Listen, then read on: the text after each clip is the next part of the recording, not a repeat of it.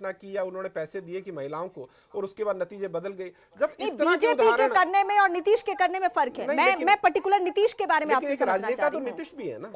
और अभी तक उन्होंने नहीं किया था, इसलिए मैं कह रही हूं। और उसमें देखिए ऐसा है कि अगर आप यादव वोट की बात करें तो लालू प्रसाद यादव को वो वोट मिलता आया है, मुस्लिम वोट भी मिलता आया है। यादवों की संख्या बिहार में 14% से ऊपर।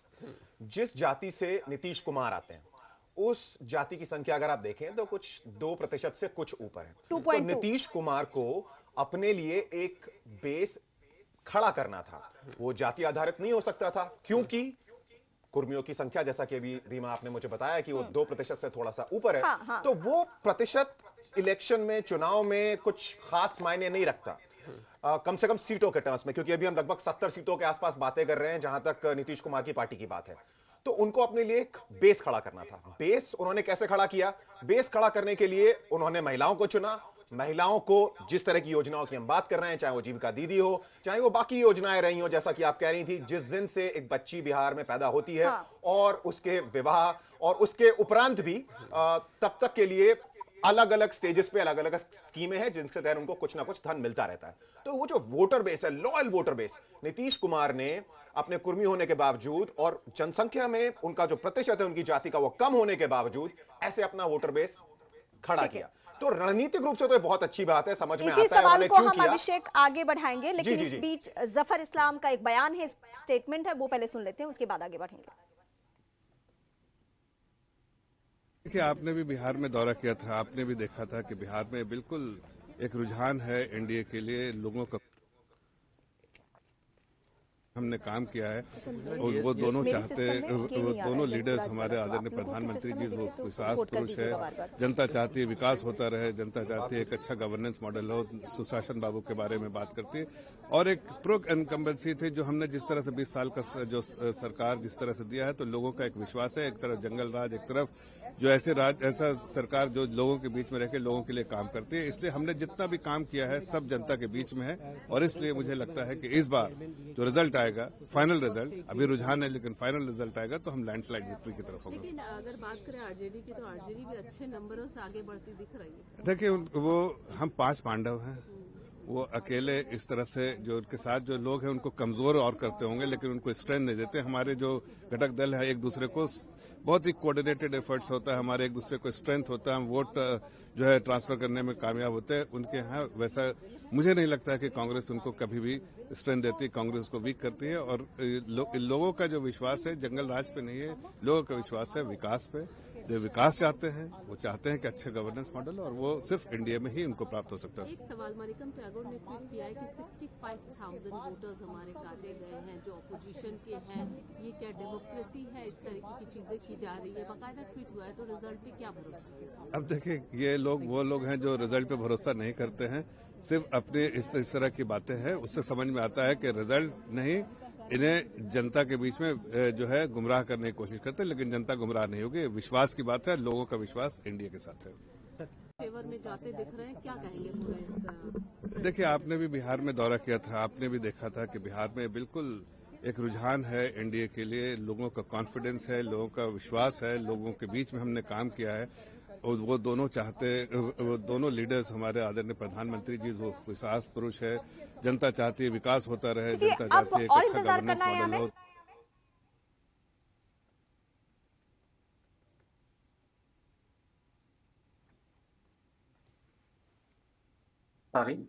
बनवाली जी, आप हमारे साथ करेक्ट है? जी मैडम। जी, मैं पूछ रही हूँ कि अब आंकड़े आप देख चुके होंगे तो और इंतजार करें या इसे मान ले सच? नहीं, इसे हम नहीं मानते हैं। आप इंतजार कीजिए, जरा शाम होने तो दीजिए, सूरज ढलने दीजिए, एक अच्छा, नया सवेरा इतना निकलेगा। लंबा इंतजार? बनमाली जी, सूरज ढलने का इंतजार करेंगे, तब तक तो जो ये पार्टियों के ऑफिसेस के बाहर जो पार्टियां शुरू हो चुकी हैं वो भी खत्म हो जाएंगी। संघर्ष करने में विश्वास रखते हैं जी। अब चुनाव के बाद क्या संघर्ष, उसके बाद तो आपको विपक्ष में बैठना है और मुद्दे उठाने, तो आप संघर्ष को आपका फिर अगले 5 साल चलेगा। प्रश्न हमारा ये है कि आप बहुत कॉन्फिडेंट थे जब हमने शुरुआत की थी, अब आपकी टोन में थोड़ा सा परिवर्तन तो नजर आ रहा है। नहीं, हमारी टोन में कोई परिवर्तन नहीं है। अभी आप बहुत नदी में गंगा में जल बहेगा, अभी आप देखते रहिए, अभी तो कई डब्बे खुलने बाकी हैं। अभी ये जो रुझान बता रहा है वो एनडीए के जो क्षेत्र है उसका डब्बा खुला है, हमारा अच्छा, जब ये डब्बा बताइए, खुलेगा 156 वही जो बात हम कर रहे थे से क्या कि मतलब? आखिरी मौके तक जब तक जीत का वो फीता कट नहीं नहीं, तो जाएगा। उन्होंने तो कह दिया ना, वो 2020 के से तुलना करके जी। उन्होंने कह दिया कि शाम ढलने दीजिए, मतलब पिछली दफा 2020 लेकिन में भी इससे रात तक पहले, के- लेकिन अगर हम हाँ। बिहार इलेक्शंस की बात करें तो उससे पहले वाले इलेक्शन में चलते हैं, 2020 से पहले वाले इलेक्शन में, क्योंकि ऐसा बहुत कम बार हुआ है कि 10 बजे के आसपास तक, क्योंकि अभी गिनती शुरू हुए, ज्यादा अरसा नहीं बीता है, बट 10 बजे तक ही ये क्लियर हो चुका है कि इलेक्शन किस तरफ जाने वाला है। बनमाली जी क्योंकि हमसे डिसएग्री difference कर रहे बहुत हैं है। क्योंकि डिफरेंस बहुत ज्यादा है, 157 और 74। देखिए we have right to disagree with you sir, हैं, क्योंकि हर मुद्दे पे हम आपसे सहमत नहीं हो सकते, कुछ नहीं, हमारा नहीं, अपना लेकिन भी मत अंग्रेजी है, में आपका बनवाली मत जी सही कहते हो हैं ना कि सकता है। राइटिंग ऑन द वॉल से ना, ये तो दिख ही रहा आपको, उसमें अब कब तक इनकार करेंगे बताइए? बेहतर बहुत ये सारी कि चीजें ईमानदारी वाल के से नहीं, पीछे हम भी मुद्दों पे करेंगे बात ना। कर लेते करें हैं ना, ना। फिर आप मुद्दे बता दीजिए कि क्यों एनडीए की तरफ क्यों ये झुकाव गया? ये एनडीए का झुकाव नहीं है, ये हाँ। जो सारी चीजें हैं ये बहुत अर्ली कमेंट है, अभी अभी होने दीजिए, आप इंतजार कीजिए, अभी जंग मैदान में बहुत तीर अब देखिए, निकलेंगे। जंग के बहुत मैदान में हम बैठ के बात तो करें। जी, बात कर ही रहे हैं, हम पीछे भाग नहीं रहे हैं ना, हम चुनाव में मुंह चलिए छुपाए आप हैं, ना अगर चुनाव कोई के अब बाद में जवाब नहीं दे रहे हैं छुपाएंगे। तो हम एक बार फिर से प्रमोद जी का रुख कर लेते हैं। प्रमोद जी, मेरा सवाल यहाँ पर ये है कि अगर इन चुनावों में भी महागठबंधन या यूं कहूं कि इंडिया अलायंस नहीं जीत पाता तो इसकी चौथी बड़ी हार होगी लोकसभा चुनावों के बाद किसी राज्य में। आपको क्या लगता है ये विपक्ष की राजनीति के लिए कितना बड़ा झटका है? क्योंकि 2024 के नतीजों के बाद विपक्ष को उम्मीद जगी थी कि इसके बाद हम बहुत सारे राज्य बीजेपी या एनडीए से हथिया लेंगे और एक नई तरह की राजनीति उभरेगी, लेकिन महाराष्ट्र हो, दिल्ली हो, हरियाणा हो और अब बिहार हो, लगातार फिर से यूपीए, इंडी कह लो या महागठबंधन कह लो, ये हार रहा है। तो कितना डिसाइसिव होने वाले हैं नतीजे विपक्ष की राजनीति के लिए? देखिए 2020 में जिस ढंग से लोजपा चिराग माने रामविलास चिराग पासवान ने एनडीए में रह के ही जदयू का विरोध किया था, तो उस समय एक उम्मीद की किरण जरूर जगी थी कि महागठबंधन और अच्छा फाइट करेगा, वो 110 सीट तक पहुंचा भी था। लेकिन 2024 में जब एनडीए मजबूत हो गया तो उसका रिफ्लेक्शन आपको लोकसभा के रिजल्ट में दिखा था। महागठबंधन में भी वोटर अधिकार यात्रा के दौरान जिस ढंग से राहुल गांधी पूरे बिहार में 15 दिनों तक यात्रा करके और एक मोमेंटम क्रिएट किए थे, सम सॉर्ट ऑफ अवेयरनेस, जबकि अपने लॉस्ट ग्राउंड को कांग्रेस खोज रही थी, लेकिन मिलके लड़ना था। आप आपस में ही लड़ेंगे, अंतिम समय तक लड़ेंगे अपने, और इसमें वो मोमेंटम प्रमोद जी, क्या इसको हम इस तरीके से कह सकते हैं कि राहुल गांधी ने ये, इसमें कोई दो राय नहीं है कि मोमेंट नहीं तैयार किया था, लेकिन तेजस्वी के लिए वो बहुत कुछ नुकसान करके चले गए बिहार से, क्योंकि वो तो एक यात्रा आए करके चले गए, उसके बाद तेजस्वी जिस पुराने ट्रैक पे थे यानी रोजगार के मुद्दे पे, वहां से वोट चोरी वाला मुद्दा हावी हो गया बिहार में, और ये बिहार के वोटर्स के लिए मुद्दा ही नहीं था। एसआईआर भी बहुत बड़ा मुद्दा नहीं था जितना राहुल गांधी ने बनाने की कोशिश की। तो क्या तेजस्वी यादव को अगर नुकसान पहुंच रहा है 2020 की तुलना में, तो सबसे बड़ी भूमिका कांग्रेस पार्टी की और राहुल गांधी की रही है, क्योंकि राहुल गांधी को पसंद करने वाले भी दबी जुबान में ये एक्सेप्ट करने लगे हैं कि अब वो पार्ट टाइम ही राजनेता है। देखिए वो तो टेक ऑफ बड़ा बढ़िया उनका था। आप आए, औरंगाबाद से यात्रा शुरुआत हुई और पूरे बिहार का जो बना था बढ़िया, और वो नैरेटिव भी, लेकिन उनका पूरा उद्देश्य क्या था? उद्देश्य था मोदी गवर्नमेंट के खिलाफ, चुनाव आयोग के खिलाफ एक नैरेटिव क्रिएट करना। और कांग्रेस की सफलता 19 सीटों की थी, लेकिन 70 सीटों में 19 सीट कांग्रेस जीती थी, तो वो अपनी हो सकता है 2030 के तैयारी कर रहे थे, लेकिन इसको मानना चाहिए कि राजद बिहार में निश्चित रूप से सबसे बड़ी पार्टी और उसी का आधार बेस है। एक मौका जो मेरा व्यक्तिगत आकलन है, ओवैसी जिस ढंग से महागठबंधन में जुड़ना चाहते थे, वो चाहते थे कि मुस्लिम वोटों का माने बिखराव ना हो, अपने इस बात को भी छुपाते हुए कि मेरे चार विधायक। मेरा प्रमोद जी सवाल यहाँ पर बस ये है कि आरजेडी तो सबसे ज्यादा सीटों पर लगी, 140 से ऊपर सीटों पर लड़ी है, और अभी जो मैं रुझान देख पा रहा हूं उनमें जो महागठबंधन आरजेडी 144 में से सिर्फ 59 सीटों 59 सीटों पर वो आगे चलती दिख रही है। मतलब वो भी सिर्फ अपनी 35 से 40% ही उसका स्ट्राइक रेट है। तो बात सिर्फ ये भी नहीं है कि कांग्रेस बुरा परफॉर्म कर रही है, बात ये भी है कि आरजेडी भी पिछली बार का परफॉर्मेंस भी रिपीट नहीं कर रही है, क्योंकि लगातार 2 बार से वो सबसे बड़ी पार्टी बन रही थी, क्योंकि वो लड़ती भी सबसे ज्यादा सीटों पर थी। लेकिन इस बार तो जेडीयू और बीजेपी से 40 सीटें ज्यादा लड़ने के बाद भी वो 59 सीटों पर है। देखिए, पूरा का पूरा जो सीट का बंटवारा है वही फेयर नहीं था। आप जिस ढंग से और अर्ली होना चाहिए था, कोऑर्डिनेटेड एफर्ट से होना चाहिए था। ठीक है, आप 140 सीटों पे लड़ेंगे, आपको लगता है कि पिछली बार आपको सफलता मिली थी ज्यादा, लेकिन उस हिसाब से ये दिखा नहीं, ये कागज पे भी दिखा नहीं। आप सोचिए, जो आदमी अभी तक एक एमएलए भी नहीं है वीआईपी का है, वो डिप्टी सीएम बनता है। तो कांग्रेस और माले जिसमें 19 और 16 विधायक बने थे, उनका क्यों नहीं अनाउंस हो सकता है?